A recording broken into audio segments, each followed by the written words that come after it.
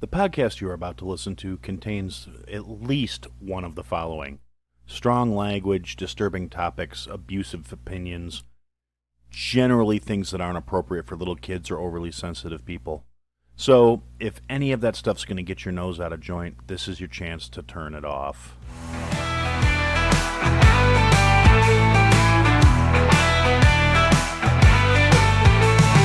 Feelings don't matter, so brace yourself tight. He'll lay it down heavy, he'll light up the night.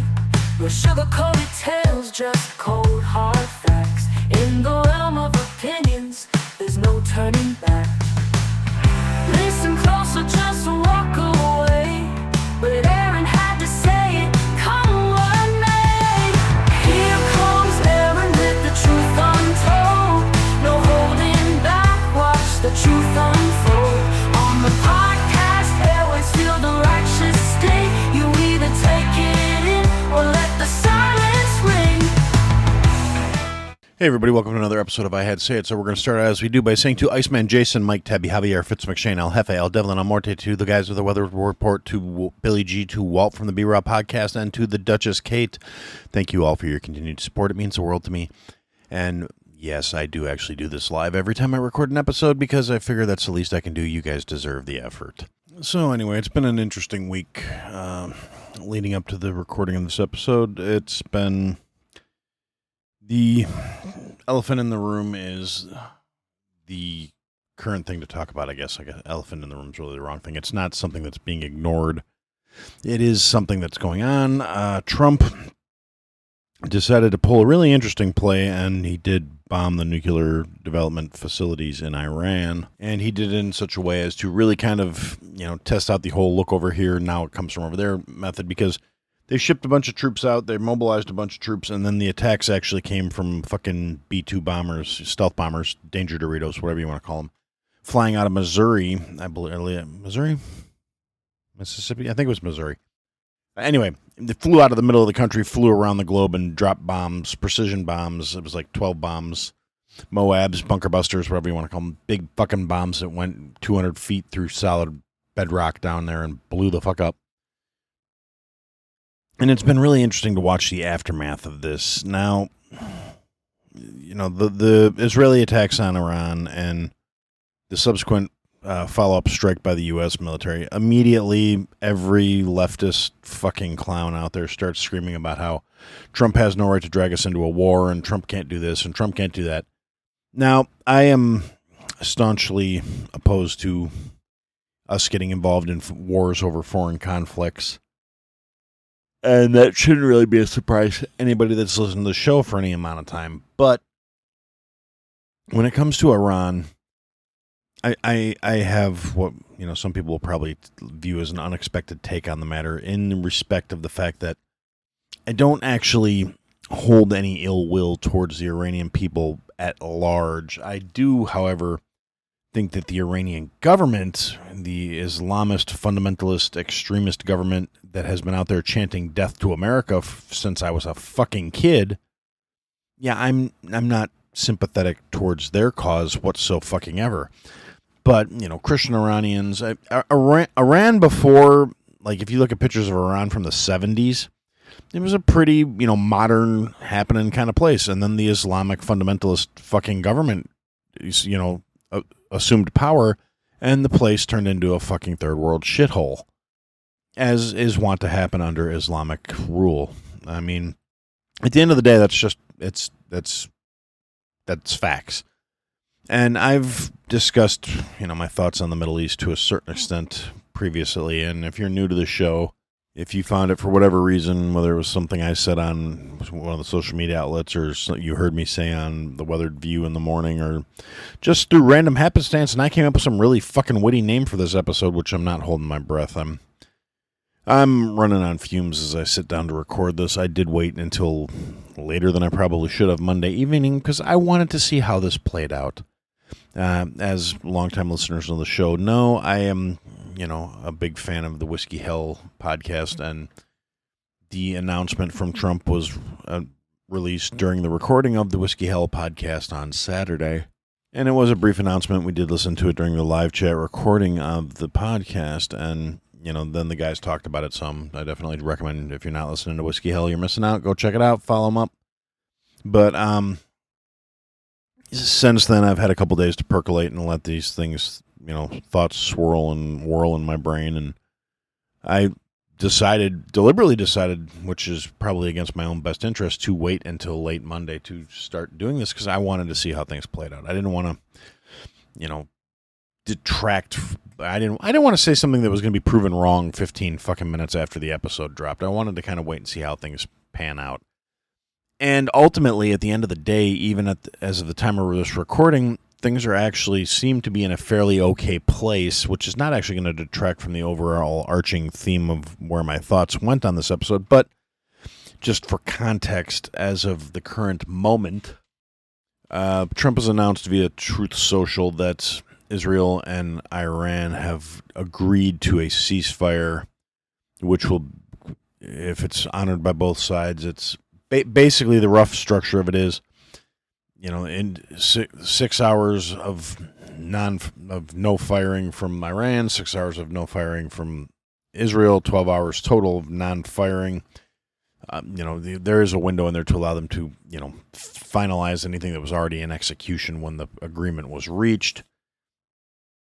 And then there will be a ceasefire, which will, if it's honored for 12 hours or 24 hours, will consider the termination of what they're already referring to as the 12 Days War, which really not a bad thing. I mean, there's nothing in my my current state of mind that makes me go, having the war can't come to an abrupt conclusion is not a bad thing. It's a good thing. It really is. No American lives lost. After the bombing, Iran did fire rocket barrages at American bases. Literally zero casualties. According to some things I've read, Iran actually contacted, civilians in the area and told them the attacks were coming, which also, of course, notified the United States that the attacks were coming in order to minimize civilian casualties, but they couldn't do nothing. They had to retaliate. Literally every rocket they fired was intercepted, except for one, which was allowed to fly its course because it wasn't actually going towards anything of any significance. It blew up in the fucking desert. And, theoretically, the aggression between Israel and Iran is going to terminate, and I don't know how anyone could think that's a bad thing. Now, granted, there was a lot of pushback, both obviously from the left, because anything that Cheeto does is bad in their mind. Orange Man bad, regardless of how good the actual results and outcome of his actions are. Orange Man bad. It's bad because of who it's coming from. It doesn't matter how actually good objectively it is, because leftist retards in America don't look at things objectively. They don't come from a place of logic or even reason. They react purely on emotion. They're weak-minded, childish, pathetic, petulant children, and the guy could cure cancer and end all death from natural causes, and they would still find something to fucking bitch about. So they're pissing and moaning, and I don't fucking care. The same career parasites that were utterly silent while Obama was fucking drone striking children and completely quiet while Biden was, firing missiles into Syria. Now they're all saying that the president doesn't have the authority to unilaterally act through the military, and this was an act of war without getting approval from Congress, and they're right. Congress does have to approve official acts of war. That's the law. That's written in the Constitution. However, due to the War Powers Act, the president has certain leeway to act unilaterally without informing Congress in immediate matters of national security. And the people who've been chanting death to America since the 70s being on, now I take this with a grain of salt because they've been saying Iran is weeks away from a nuclear weapon since the 80s. So, you got to look at it how you will. But the left immediately wanted to blame that on Trump too, because he, rescinded Obama's deals with their nuclear, to keep their nuclear developments under a certain amount of enrichment, which is utter horseshit. Nobody believed that they were keeping to that. And, Obama gave him money, and then Biden unfroze $16 billion in assets that Iran all of a sudden had access to. It's a known fact Iran has funded terrorist acts against the United States. It's not up for debate. It's a proven fact. They're proud of it. And once again, I'm not referring to the Iranian people when I say Iran. I'm saying the Islamic fundamentalist government in power there. The regime that exists there.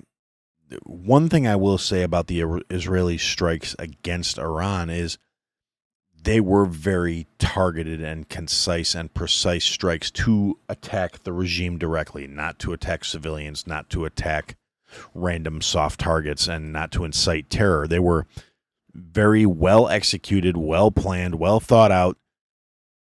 Say what you will, and I'm not pro-Zionist, I'm not pro-Israel, I'm pro-America. I don't give a shit about other countries, but I will acknowledge realities and I will show proper respect where it's due. And say what you will, the Israelis are really good at the long game. Their signal intelligence, their data intelligence gathering, the way they plan shit is fucking impressive when you have the capacity to look at it from a purely objective standpoint. And I'm not going to go into, every fucking, I don't think the Jews run the world. I don't think there's, some secret cabal. And I don't, all the fucking Groiper bullshit. I don't co-sign any of that shit. But from a purely objective standpoint, the Israeli government is very efficient and very skilled at when it comes to putting plans in place to strike people that intend to do them ill. You want proof of that? Just look at the Hamas pagers thing that happened a little while back. All of a sudden, a whole bunch of fucking people who have beepers that are, Hamas field operatives and shit like that. All of a sudden, they're all getting their dicks blown off, which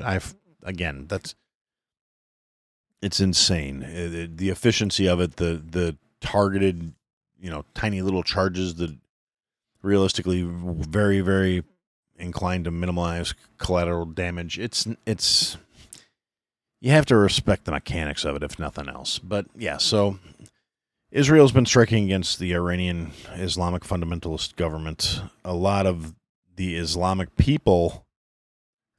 Iranian people are suffering under the Islamic fundamentalist government. They're not decrying and whining and going on social media saying, "Oh, this is horrible, you're attacking our people." There's a lot of support from your average citizens because they know their life is fucking worse under Shira law, and they're not there for it. They're not happy about it. They're happy that they're being, they see it as people working towards their liberation in a lot of ways. And granted, that's not everybody. I'm not naive enough to think that just because I see a bunch of people saying that they're grateful for it, that everybody in the country feels that way. Because if that was the case, the Islamic fundamentalist government might not have ever gotten into power. And, but on the other hand, you get a lot of desperate situations. Things seem like a good idea at the time, and stupid people that are desperate and grasping for hope, which I don't think actually happened because, like I said, Iran in the 70s, before the fundamentalists took power, was a swinging, happening, growing, thriving place. So, sometimes it's just shit happens and shifty motherfuckers get power and authority they shouldn't have, and then they run with it and they crush all opposition because they're gutless, ruthless, soulless motherfuckers. And I've said it before too, I'm no expert on Middle East politics or procedures or policies. I don't have a ton of spare time of my own to invest into researching these things the way I would like. I would love to be able to look at these things deeper and more realistically, but I have, other demands and constraints on my time outside of life. So between job and family and et cetera, I'm not, I'm not trying to make excuses. It's just, I'm not in a position to be able to make the commitment to do the things the way I would like to do to be considered any sort of an expert. So as per usual, the qualifications are, these are my ramblings. These are the things I think, the things I remember, the things, casual research has shown me, because I don't have the time resource to do deep dives. I still got to go to work. I still got bills to pay. I still got a bunch of broken shit I need to fix around the house. So, this is just, I get one day to work on this stuff and time here and there to try and keep up with current events. And I'm actually a pretty proficient researcher when I choose to be. I just don't have, like I said, I don't have the time available as a resource to do it. But I'm getting sidetracked and rambling here. But the thing I come to when it comes to all these conflicts in the Middle East is you have a fundamental problem of, there's a rock in Jerusalem. It's a hill. And there was a temple built on it, and the temple got knocked down, and another temple was built on it. And then the Muslims came along, and they decided, we need this rock. This is a significant thing to our faith. This is the rock where Muhammad was taken up and ascended into heaven from, and he spoke upon this rock to his people and gave forth his gospels. And then you have the Christians that are like, oh, this is the mound of where, Jesus Christ gave his sermons, and there was a church built there, a basilica. And problem is, all three of these locations in Jerusalem are the same fucking rock, right? That's the fundamental core problem. All three of these denominations of faith all have significant religious ties to the same fucking little chunk of ground. They've been fighting over it for generations, since before any of our great-grandparents were fucking born. And it doesn't seem like any of them are showing any inclination to working together or stopping, partially because at least one of the three faiths requires the absolute subversion and elimination of all non-believers. And if I have to explain to you which faith that actually is and which ones are willing to coexist, you haven't been paying fucking attention. But again, that's why I don't delve too deeply into, international geopolitics and faith-based doctrinal conflicts like everything that's been going on in the Middle East since the fucking, last 3,000 fucking years. And do it that what you will. But in terms of other things where you see retardeds and people making bad decisions, something else that has come up recently here on the ticker on the social media feeds is the Democratic primaries in New York are going on, and you've got, I'm not even going to try and pronounce this fucking guy's name. You got some Islamic fundamentalist communist, like Democrat. He's billing himself as a democratic socialist, but he is literally a fucking commie. He's an Arabic-speaking commie. He is out there, and somehow he got ahead of Cuomo, which is not all that surprising since he's a creepy. I'm not a pervert. I'm Italian. Fucking, quit finger banging the fucking help, and you might have a shot there, Cuomo. But ultimately, either way, the Democratic ticket, if New York elects another Democratic mayor, the city is fucked. This commie retard is talking about putting in, state-run grocery stores because of all the food deserts. Because, state-run grocery stores work so fucking well in, you go to places like Cuba or the Soviet Union or East Berlin or China or North Korea. Yeah, they're great at having the stores there. They're not real good at keeping shit on the shelves, but, that's okay. This time communism will work because all those other times they just weren't doing it right. And then the same mouth-breathing retard wants to remove cops from high-conflict areas. I mean, they're literally trying to set the stage to put Sharia law in New York, and it's fucking ridiculous. One of the things this guy said during the debate was he asked Cuomo to name a mosque in New York. The guy's a Dago Catholic. Why would he give a fuck about the name of any of the mosques in New York? And this guy's trying to paint it as though that was, him not knowing his base. But at the same time, it's, how many Catholic churches can this guy name? How many synagogues can he name? Nobody thought to fucking ask him because Cuomo's a retard and didn't know how to think on his feet and hit back. But I would have asked him that. How many synagogues can you name? Now, granted, he probably could have faked it because, temple at Beth Israel. I mean, there's not a lot of it's not that hard to come up with, throw out a couple temple names that probably are going to be in the book. And if you're not going to hit him for details, he could just kind of, wing it. But again, not the point. Point is, the people in New York seem very locked and poised to do one of the dumbest fucking things they could do and put a full-blown socialist mayor in place. And if you want to see how that's going to turn out, all you have to do right now is look at fucking Chicago. They put a socialist mayor in place.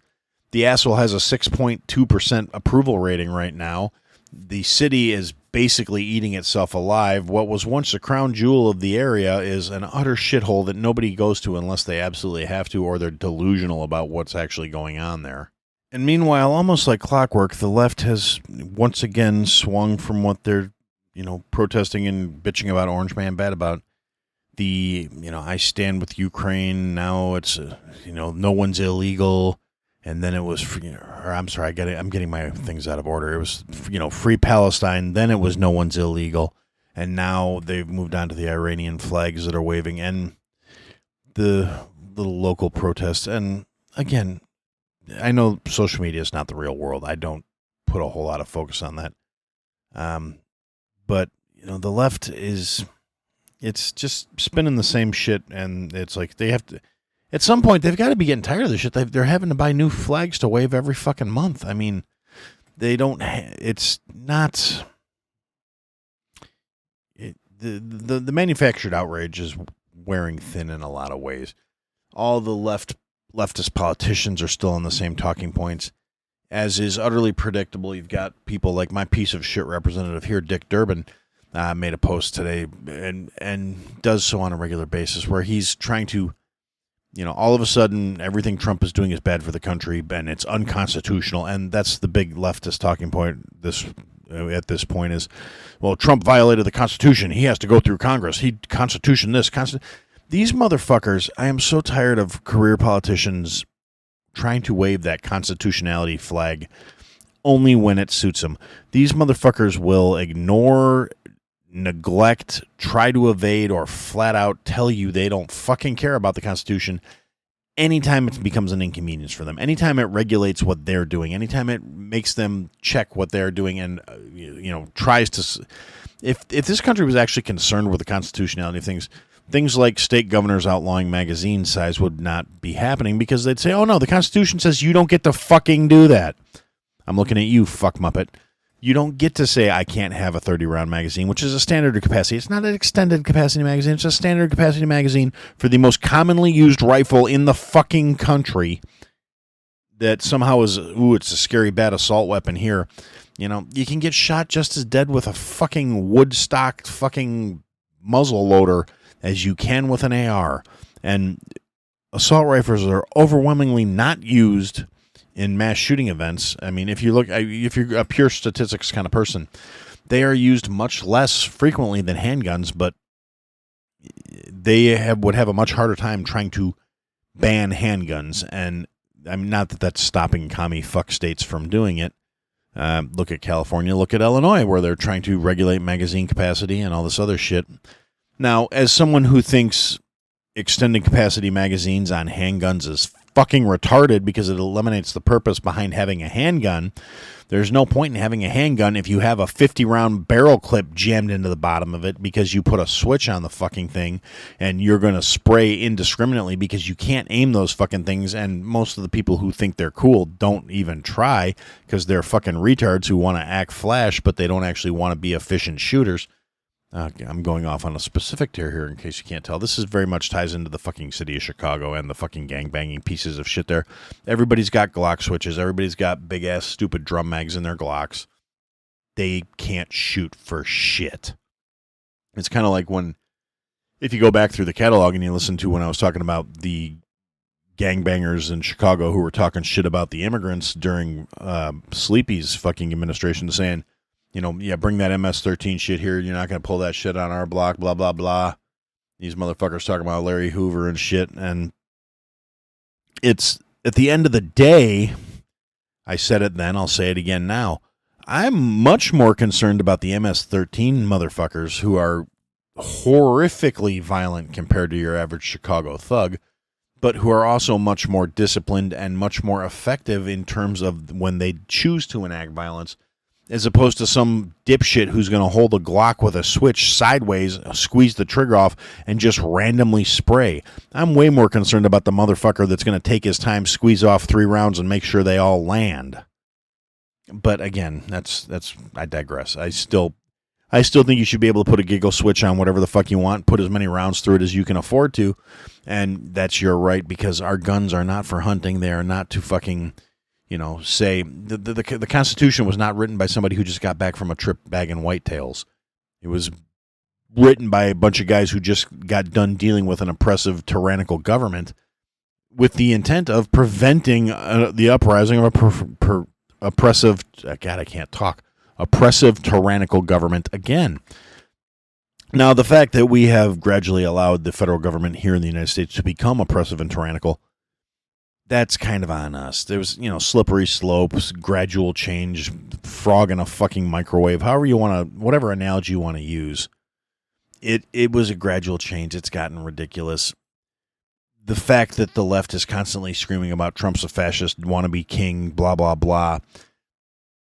No, he's really not, because if he was, you wouldn't have the leeway to say that shit without having to worry about the actual brown shirts kicking in your fucking door and taking you away for thought crimes, which is actually what the left wants. That's what they were stumping for during the Biden administration. They wanted to criminalize wrongthink. They wanted to censor platforms. They wanted to penalize Twitter or X for allowing speech that they didn't agree with, and they somehow still think they're the good guys. And I don't mean to be bagging on the left. I've got plenty of shitheads on the right now that I'm utterly frustrated with as well, because, and I'm going to say this, and I'm going to give credit where it's due, it appears to have worked out. I, as I've said repeatedly, don't want the U.S. involved in any more foreign fucking conflicts. I want the U.S. military to be the strongest force on the planet purely for our own self-defense. Now, I understand to a certain extent that requires having an actual presence and defending our allies within reason. I think we need to withdraw from NATO because that particular alliance has outlived its fucking intended purpose, which was to offset the USSR. USSR has been gone for 25 fucking years. NATO doesn't need to exist anymore. We don't need to be financing the defense of every country in fucking Europe. The intent was for us to have their backs so the USSR didn't steamroll over them while they were trying to reconstruct after World War II. World War II is, there are very few people left alive who were involved in that process at this point, and they've had enough time to get back on their feet. We don't need to continue funding the lion's share of all of their fucking defense.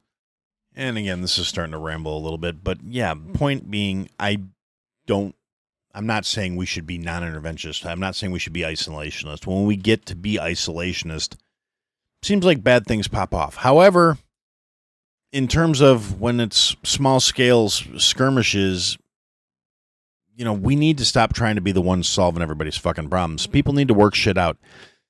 It's time for the world to grow up a little bit and not necessarily have to have us constantly pounding them over the head, carrot and stick shit. Now, when you see shit that could potentially be problematic, we don't want any, the little funny mustache man coming along doing his thing again or anything like that. You need to be more, we need to be a little bit more proactive in terms of that stuff.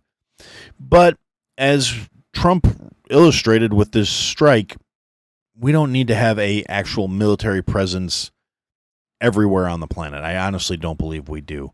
For starters, that puts American citizens into much more vulnerable positions. But secondarily, we've already proven that we could fly a B-2 bomber halfway around the world, completely undetected, park a bunch of bombs where they needed to be parked, and be back home in time for fucking cornflakes.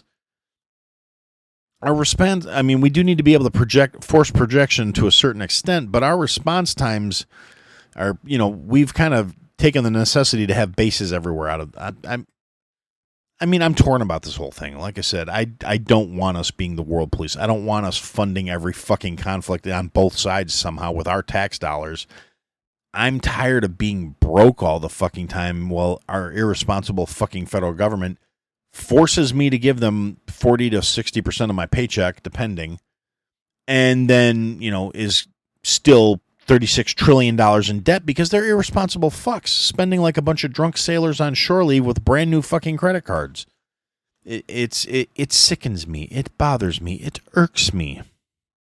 And the fact that we have all these morons, and this is where I'm saying on both sides of the fucking aisle. Granted, the leftists are louder and more ridiculous in their demands, but there's a bunch of extreme rightist motherfuckers who are completely unquestioningly faithful to everything Trump does is going to be gold. Everything's going to be good.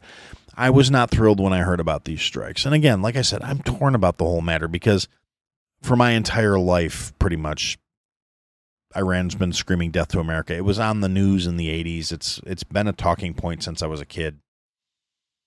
It hasn't changed, but social media makes the world a shallower place, but at the same time gives you a deeper understanding of certain things. And you find out it's not everybody that's over there that wants America to die. It's just a certain group of people that want America to die. And those people were the ones behind the nuclear enrichment program because they're trying to say, oh, well, we have a right to have nuclear power, but what they were going for was enriched way beyond the capacity of any nuclear generator to function under. So it's very sus. And honestly, I think if we are going to do something, that's the way to do it. Hard, fast, efficient, and with as little collateral damage as possible, because to use my own rhetoric, you don't win hearts and minds by fucking up people's lives. That goes small scale and large scale. You take out strategic, legitimate targets as surgically as you fucking can, and you leave the average motherfucker to go through their day and live their fucking lives. You don't. I much prefer a tactical surgical strike to, Obama bombing fucking kids on a playground with drone strikes and killing an American citizen without any authorization from Congress. Because, Barry did that shit. It's one of those things, and I'm actually going to ramble a little bit more here, but something a thought I've had repeatedly over the course of my adult life. When I stop and think, particularly since I've started doing the show too, it's one of those, the first few episodes I did before I really found my stride, but it was more just me bitching about stuff and complaining about the government. Actually, it was kind of when I started to find my stride. The first few episodes were a lot more disjointed and random, but a lot of complaining about social ills and things like that. And I'll admit, I still do that to a certain extent. I'm still pissed off that people can't just accept each other for what they are at, without demanding validation from the rest of the fucking world. I'm really pissed off that, people want to be shitty about how other people live their lives when it doesn't directly impact them. Now, that's not a new stance. That's a very long-standing stance of mine. I don't care how you live your fucking life as long as you show me the same courtesy. But, in the early episodes, I used to say a lot of things, and like some younger people that listen to it, a couple of my kids' friends, and a couple other random people I know, people I worked with and stuff, they would listen to the earlier episodes and like, dude, you can't say that shit. You can't talk that. You can't say those things. They're going to cancel you. They're going to come after you. And I've literally never given a shit about being canceled or somebody coming after me. You can't cancel me. I'm not, I don't have any sponsorships. I don't have any ad revenue. I don't have anything you can take away from me based on things I say on this show. And it is what it is. If people are going to go after my job or whatever, that's what a couple people were saying. At the time I was laid off, I didn't fucking care. And I've also come to the realization that if I'm working at a place where I keep my personal business the fuck out of my work life, they don't need to worry about it. And if they're going to get pissy about something I do on my time, it's really... then it's probably not a place that's the right fit for me anyway. Now, fortunately, I think where I landed, I'm going to be okay, because it's not like I'm out here saying anything utterly fucking horrendous. And I'm not, like I said, I don't think anybody can really fault me for saying live your life, just leave me the fuck alone to live mine. That's a sane and rational human being. There are tons of people out there who will get mad at me and call me a bigot or a phobe or whatever. Because that's my entire take on life, is I don't have to celebrate you. I just have to allow you to live, and you owe me the same fucking courtesy. I'm not asking to be told I'm special. I'm not asking to be celebrated. I'm asking to be left the fuck alone, which just seems to be too much for some people to cope with. But anyway, so yeah, back to my original train of thought before this got even more rambly. So I was thinking about that, and this is going to be a little just kind of story time with Aaron. One thing I thought about, and when I was working on this, and it doesn't help any that, I say things that people seem to find funny. Apparently, I say things that stick in people's head, certain phrases and turns of phrase, and the way I say certain things resonates with certain people for whatever reason. Sometimes they're funny, sometimes they're just poignant, sometimes they stick in your head because it really is one of those like, what the fuck did he just say? And it sets its hooks. And I think about something about myself that ever since I was a kid, I've always had a thing for jesters. I've always liked the concept, not just because, clowns are funny or anything like that, not because I have a thing for wearing motley garb and bells and jingling when I walk and shit like that. Not to say I haven't done it, because I have, and there are people out there that know that. There's pictures out there of me in Jester's garb. I used to have a winter hat that was a Jester's hat. I always had an affinity for graphics water pipes and their logo, just because it was a skull with a Jester hat, you know?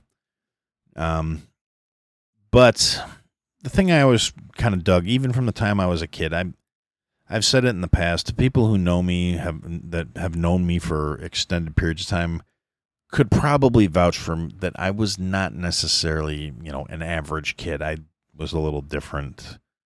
The extent to which I was different, depends on who you ask and how well they knew me, I guess. But I was always had a different way of looking at things, a different way of thinking of things. And so when I was a kid, the concept fascinated me, because I read very voraciously as a kid. I loved books. I still love books. I still love reading. I don't do it nearly as much as I used to, and I need to amend that, to be honest.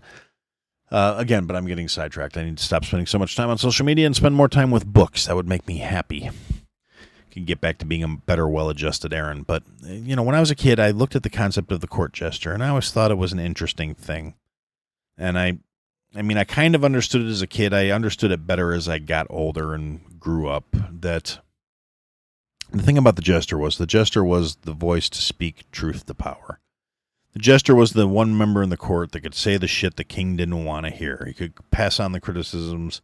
He could echo the dissatisfaction of the people. He could mock the king's decrees and question policies. And generally, the jesters, there were kind of two sorts of jesters. There were like the jesters that were, fucking idiots, and, like probably just due to, different times and all that shit, probably like legitimately, mentally deficient or physically handicapped somehow, that, your average normal person would look at them and laugh. Obviously something that wouldn't be acceptable in modern society, but, back then laughing at the Down syndrome jester was probably an acceptable thing. But then there were also the other jesters who had to have kind of a sharp wit and, a biting tongue and the ability to think on their feet, because if they couldn't talk fast, they might wind up with their head on a fucking pike for saying the wrong thing to the wrong nobleman. But, to a certain extent, the jester was the licensed, conscience of the king, the one that could speak truth to power and didn't have to worry about the consequences, because everybody knew that it was just hot air coming from a fool.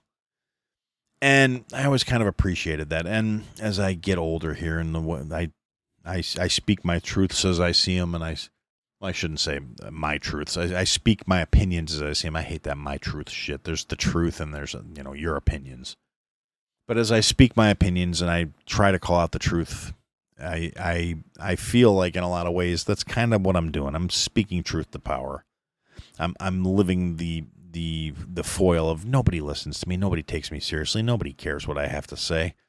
Nobody, like I said, nobody gives any real credence or belief to the things I say, other than the ones who, I'm saying on a grand scale, you guys that listen to the show, my regulars, my Patreons, my Buy Me a Coffee crew, my everybody who I talk to on an almost daily basis online in one way, shape, or form or another. You guys, obviously, you're not the ones I'm talking about. You're my tribe. We found each other. It's great. I appreciate it all the time. But the world at large doesn't give a shit what I have to say. And the people who do hear it and come across it, I get the occasional random leftist, like the guy a couple episodes back who left a fucking ranty little, how dare you not feel the same way I feel about bullshit that I bought because you think people are manipulating me by telling me shit that's going to get me riled up, and you don't think these things are happening. And even if they were, you wouldn't feel sympathetic towards it because blah, blah, blah, blah, blah, or, whatever. I'd have to go back and look at the comment to get all the exact details, but apparently I'm a piece of shit for not being bent out of shape that people are getting rounded up and having their, legality in this country verified. Because I'm not getting riled up because I don't fucking care. These people are not entitled to due process. They're entitled to the exact same amount of due process they came through to get here. And to all the people who are like, oh, well, they're rounding up people that aren't violent criminals. They're still here illegally. I don't give a fuck if they're violent criminals or not. Well, you're supporting Trump's policies. They're going to cut off all these people from getting medical benefits and food assistance and da da da. Yeah, I am, because they came here illegally. They're not entitled to programs that are funded through my tax dollars because they didn't come here the right way. That's fraud. It's fucking, benefit abuse and a bunch of other things that people want to say, oh, well, no, it's not. And a lot of these people are paying into the system and they'll never get to claim it. And da-da-da-da. And it's been proven time and time and time again that that's blatantly fucking false. So I don't feel bad for saying the system's fucked. I've said from the jump the immigration system needs to be reformed. However, that does not mean I believe there should be a blanket pardon for everybody who just hopped a fence and fucking came in. Particularly when you have people that are setting themselves up for life back in their countries by working here illegally, working off the books, sending the vast majority of the money they actually earn back home, and then getting public aid and public assistance to sustain them while they're here. So not only are they removing money from the American economy and sending it back to their homes where they can live much better on the same amount of money, but they are also not having to support themselves here because they are doing through public aid fraud, which has been exposed writ large at this point. But everybody, oh no, that's not happening. That's not happening. They can't do it. And it's utterly bullshit. It's been proven that there's all this fraud and redundancy.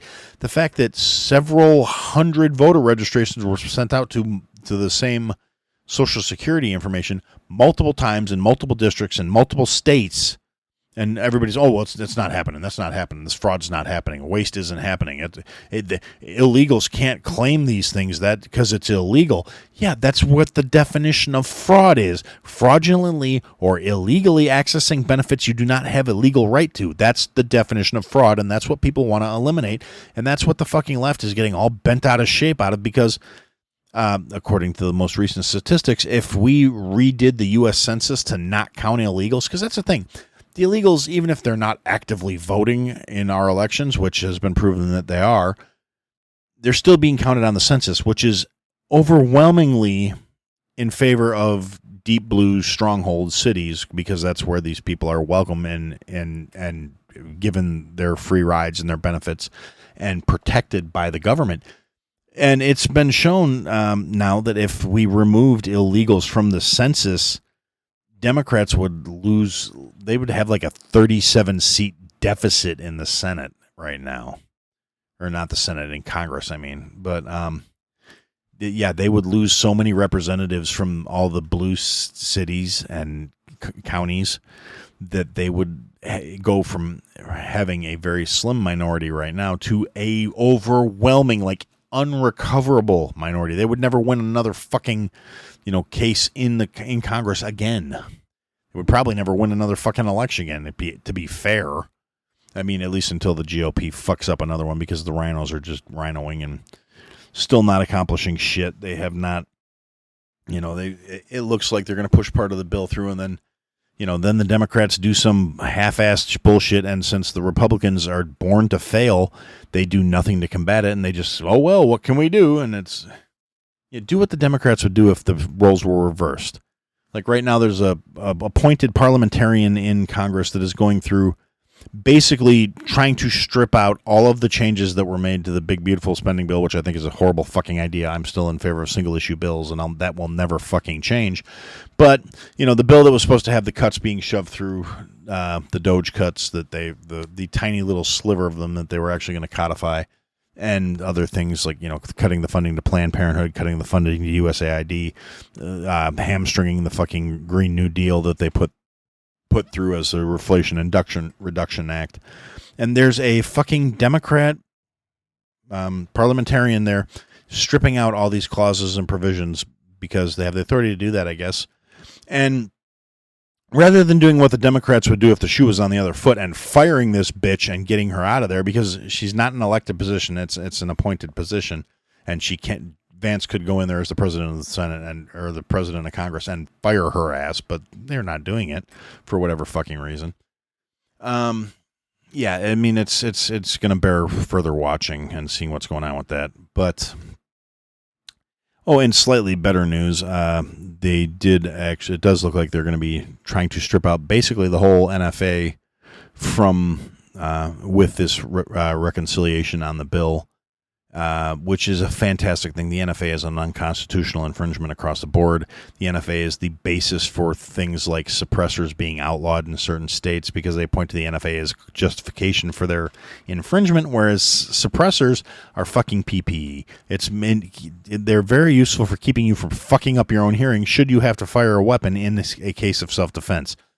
They don't make assassinations easier. They don't make it where, mass shooters are going to use them to commit crimes because it makes it harder for the cops to find them, and any other of the fucking fear-mongering horseshit gun control assholes want to say. An average suppressor on an average rifle firing, standard, let's use the most common rifle in America, the AR-15 firing a .223 round, is still higher decibels with a suppressor than a jackhammer. It's not like in the movies. It doesn't go P. It still sounds loud. It still sounds like a fucking gunshot. Now, it won't make your ears bleed if you have to do it in a house, but it's not going to be fun either. This is something they want to regulate, and the NFA made it legal with a tax stamp in most of the country, which means you're paying to enact your federally or constitutionally protected rights via tax, and they said in the NFA that it was literally to prevent people from being able to do it by making it, fiscally untenable. So that's a massive infringement. That's a violation of multiple causes, multiple amendments. I mean, I'm pretty sure it's a violation of the 14th as well. I don't know. It's late and my brain's not firing right. I think I got that right. If I'm wrong, I'm sure somebody will fucking correct me because this is going out on the internet, and the internet is forever, and people love nothing better than to correct strangers on the internet. So, anyways, yeah, we're a little over 45 minutes here. I'm going to put a pin in it now because my brain hurts. I can't look at any more internet today to try and further make anything accurate. I've gotten shit off of my chest. I've ranted a little bit. I have a lot of other thoughts, and for now, that's what I had to say. Thanks for listening to another episode, guys. If you liked what you heard, leave a comment, leave a review, leave a rating. Go to ihadtosayitpodcast.com, sign up for the mailing list, interact with the show. Click the links, sign up for the Patreon, join the Discord. Come and interact, be a part of the show. Buy the merch, support your favorite creator, or support me. Anyway, thanks for listening, guys. Till next time.